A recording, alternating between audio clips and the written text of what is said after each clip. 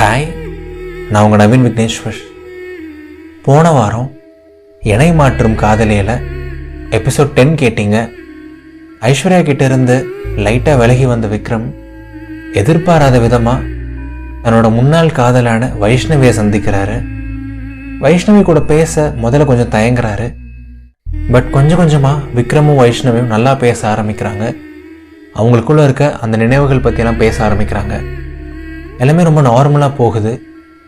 But Vikram எதிர்பாராத விதமாக வைஷ்ணவி நான் மறுபடியும் உன்னோட லைஃப்குள்ளே வர முடியுமா அப்படின்னு கேட்டுட்டாங்க விக்ரம் கிட்ட.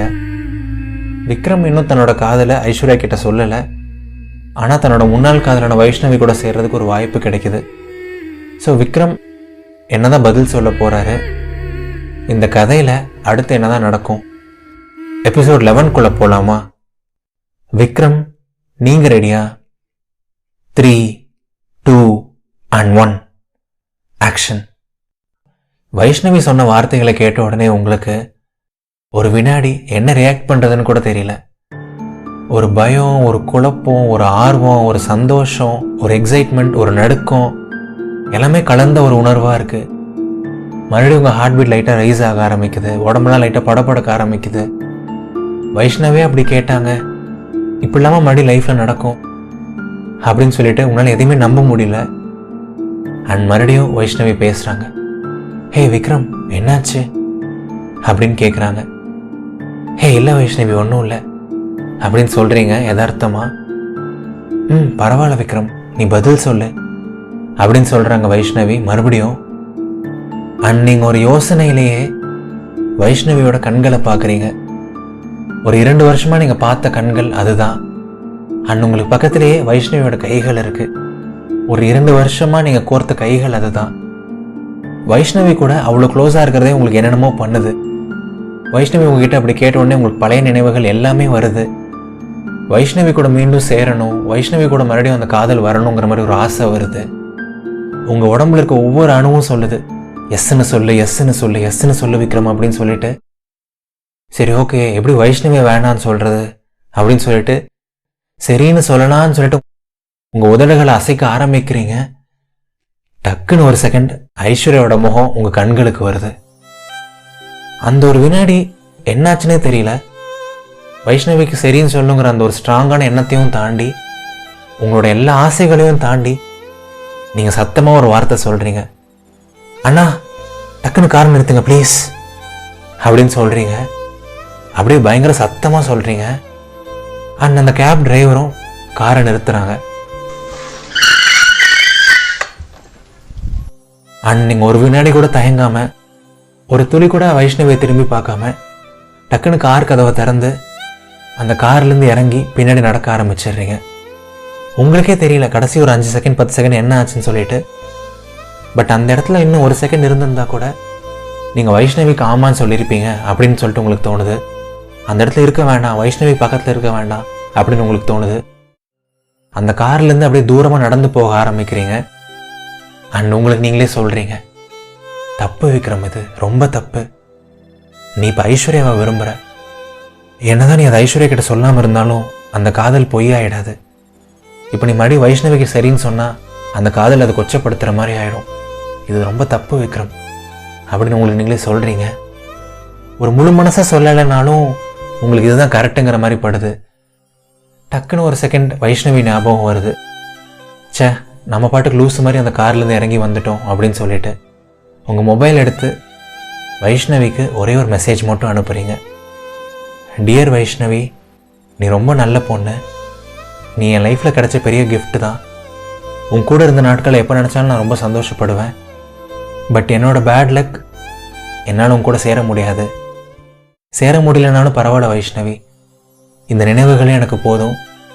நீ உன் லைஃப்பை பாரு, நீ எப்பவும் ரொம்ப சந்தோஷமா இரு. பாய், டேக் கேர் அப்படின்னு சொல்லிட்டு ரொம்ப கஷ்டப்பட்டு மனசே இல்லாமல் அந்த சென்ட் பட்டன் அமுக்குறீங்க. நீங்கள் பண்ணுறதுனா சரியா தப்பா எதுவுமே தெரியல. அப்படியே ஒரு 5 நிமிஷம் 10 நிமிஷம் நடக்கிறீங்க. உங்களுக்கு கொஞ்ச நேரம் ஆகுது நடந்த விஷயங்கள்லாம் சிங்க் ஆகிறதுக்கு, அந்த ரியாலிட்டியெல்லாம் ஸ்ட்ரைக் ஆகிறதுக்கு. சரி ஓகே போதும், நம்ம இதுக்கப்புறம் ஹோட்டலுக்கு போவோம், ஹோட்டலில் போய் தங்கி ரெஸ்ட் எடுப்போம் அப்படின்னு சொல்லிட்டு மறுபடியும் இன்னொரு கேப் புக் பண்ணுறீங்க. ஐஸ்வர்யா சொன்ன அந்த ஹோட்டலுக்கு போகிறீங்க. அங்கேருந்து மறுபடியும் ஒரு 15-20 நிமிஷம் ஆகுது. உங்கள் மைண்டில் ஏகப்பட்ட எண்ணங்கள் எப்பவும் போல் வந்துகிட்டே இருக்குது. பட் நீங்கள் முடிஞ்ச அளவுக்கு ஸ்ட்ராங்காக இருக்கணும்னு ட்ரை பண்ணுறீங்க. எதை பற்றி ஓவராக யோசிக்க வேண்டாம் அப்படின்னு ட்ரை பண்ணுறீங்க. ஒரு 20-30 நிமிஷம் கழித்து ஐஸ்வர்யா சொன்ன அந்த ஹோட்டலுக்கு போயிட்டு அந்த ஹோட்டலில் செக்இன் பண்ணிவிட்டு உங்கள் ரூமுக்கு போகிறீங்க. அப்படியே லைட்டாக ஃப்ரெஷ்அப் ஆகுறீங்க. ஃப்ரெஷ்அப்லாம் ஆகிட்டு உங்கள் ஃபோன் எடுத்து பார்க்குறீங்க. ஐஸ்வர்யா கிளம்பி ஒரு 2 மணி நேரம் இருக்கும். பட் இன்னும் ஐஸ்வர்யா கிட்டேருந்து எந்த மெசேஜும் இல்லை, ஒரு கால் கூட வரலை. உங்களுக்கு ஒரு சின்ன ஆச்சரியமாக இருக்குது. என்ன ஆயிருக்கும் ஐஸ்வர்யாவுக்கு? ஏன் ஒரு மெசேஜ் கால் கூட பண்ணல? வீட்டுக்கு சீக்கிரமாகவே போயிருப்பாளே, ஒருவேளை அம்மா கூட ஏதாவது பிரச்சனையாக இருக்குமோ அப்படின்னு சொல்லிட்டு உங்களுக்கு தோணுது. சே விக்ரம், அப்படிலாம் ஒன்றும் இருக்காது விக்ரம், அவளே கூப்பிடுவா, நீ ஒரு கொஞ்ச நேரம் அமைதியாரு அப்படின்னு சொல்லிட்டு நீங்கள் பாட்டு கொஞ்ச நேரம் ஃபோன் நோண்டுறீங்க. உங்கள் ஹோட்டல் ரூம் பார்த்தா அப்படி நல்ல செமையாக இருக்குது.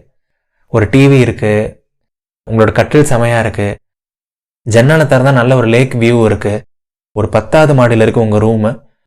ஸோ நீங்கள் அப்படியே அந்த ரூமில் கொஞ்சம் நேரம் டைம் ஸ்பெண்ட் பண்ணுறீங்க, நேச்சரை ரசிக்கிறீங்க, ஜன்னலை திறந்து அந்த பேர்ட்ஸ் எல்லாம் ரசிக்கிறீங்க, சூரிய அஸ்தமனத்தை ரசிக்கிறீங்க. அப்படியே ஒரு கொஞ்ச நேரம் போகுது. மணியும் பார்த்தீங்கன்னா ஒரு 6-6:30 போல் ஆகிடுது.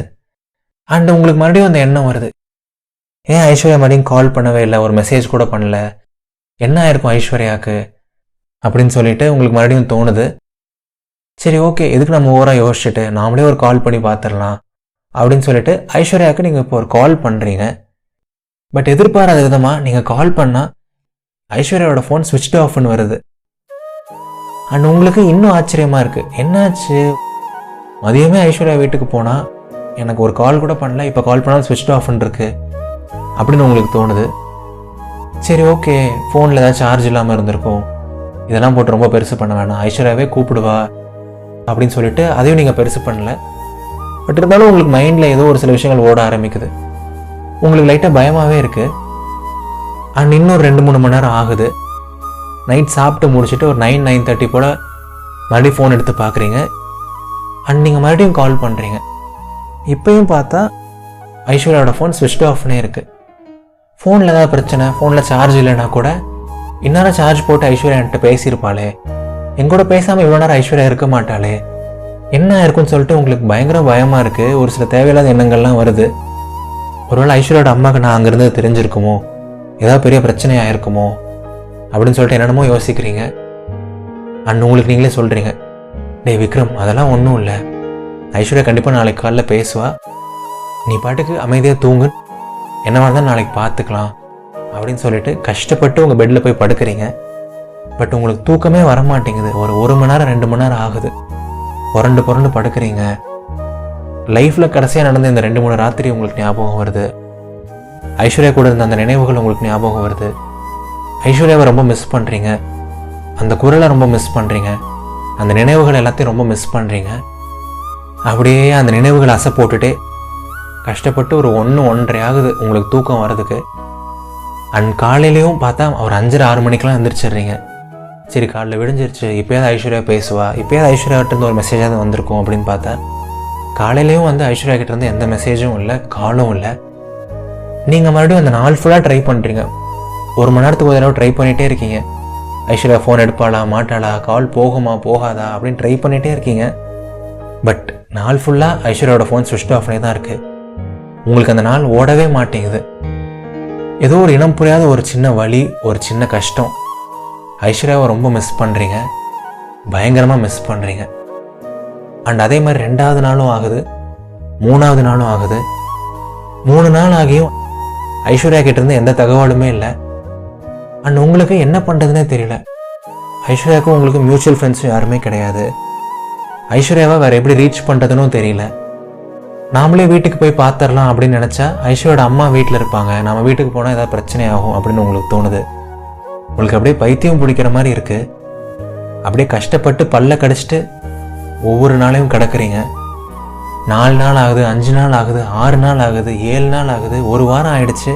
பட் இன்னும் எந்த மாற்றமுமே இல்லை. ஒரு கொஞ்ச நாளாக தான் ஐஸ்வர்யாவை தெரியும், ஆனாலும் ஏதோ ஒரு 2-3 வருஷம் பழகின மாதிரி ஒரு பழக்கம். அவ்வளோ ஆழமாக இருக்குது உங்களுக்கு அந்த வலி. அண்ட் உங்களுக்கு கடைசியில் என்ன பண்ணுறதுனே தெரியல. ஒரு முடிவு எடுக்கிறீங்க. சரி ஓகேடா, 1 வாரம் ஆச்சு, இதுக்கு மேலே பார்க்காம இருக்க முடியாது, என்னவா இருந்தாலும் சரி நம்ம நேரில் போய் பார்த்துருவோம், ஐஸ்வர்யாவோட அம்மா இருந்தாலும் கூட பரவாயில்ல, சமாளிச்சிடலாம், நம்ம முதல்ல நேரில் போவோம், அங்கே என்ன சூழ்நிலைன்னு பார்ப்போம் அப்படின்னு சொல்லிட்டு ஒரு முடிவு எடுத்து மறுபடியும் ஒரு கேப் புக் பண்ணி உங்களோட வீட்டுக்கு போகிறீங்க. நீங்களும் ஐஸ்வர்யாவும் இருந்த அந்த அழகான வீட்டுக்கு போகிறீங்க. ஒரு 1/2 மணி நேரம் ஆகுது. பட் உங்களுக்கு அந்த 1/2 மணி நேரமே ரொம்ப பெருசாக இருக்குது. சீக்கிரம் போகணும் அப்படின்னு நினச்சிட்டே இருக்கீங்க. ஒவ்வொரு நிமிஷமுமே ரொம்ப பெருசாக தெரியுது.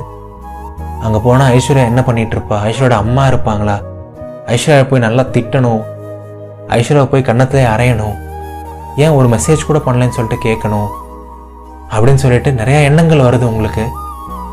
அந்த 1/2 மணி நேரம் பயணம் ஒரு 6 மணி நேரம் மாதிரி இருக்குது. அண்ட் கடைசியில் ஐஸ்வர்யாவோட வீடு வருது. அண்ட் நீங்கள் உங்கள் கேப்லேருந்து கீழே இறங்குறீங்க. உங்களோட அந்த வீட்டை பார்த்ததுலேயே உங்களுக்கு பாதி சந்தோஷம், ஏதோ ஐஸ்வர்யாவே மறுபடியும் பார்த்த மாதிரி. அங்கேருந்து ஒரு செகண்ட் கூட உங்களால் வெயிட் பண்ண முடியல. கீழே இருந்து அப்படியே படியில் வேகமாக மாடிக்கு ஓடுறீங்க. சீக்கிரமாக போய் ஐஸ்வர்யாவை பார்ப்போம், சீக்கிரமாக போய் ஐஸ்வர்யாவோட கண்களை பார்ப்போம், அந்த குரலை கேட்போம் அப்படின்னு சொல்லிட்டு ஒரு 15 வினாடியில் ஐஸ்வர்யாவோட வீட்டு கதவுக்கு முன்னாடி போய் நிற்கிறீங்க. பட் நீங்கள் அங்கே போய் நின்று பார்த்தா நீங்கள் இந்த 1 வாரம் அனுபவித்த வலியோட, நீங்கள் இந்த 1 வாரம் அனுபவித்த கஷ்டத்தோட, நீங்கள் இந்த 1 வாரம் அனுபவித்த ஏமாற்றத்தோட பயங்கரமான ஒரு ஏமாற்றம் உங்கள் கண் முன்னாடி இருக்குது. ஐஸ்வர்யாவோட வீடு முன்னாடி டூலெட் போர்டு போட்டிருக்கு.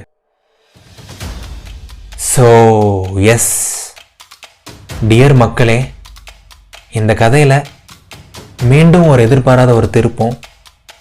நான் மறுபடியும் உங்கள் லைஃப்பில் வர முடியுமா அப்படின்னு சொல்லிட்டு வைஷ்ணவியே கேட்டப்போ கூட மனசை கல்லாக்கிட்டு வர வழியே இல்லாமல் ஐஸ்வர்யாக்காக நோன்னு சொல்லிட்டாரு விக்ரம்.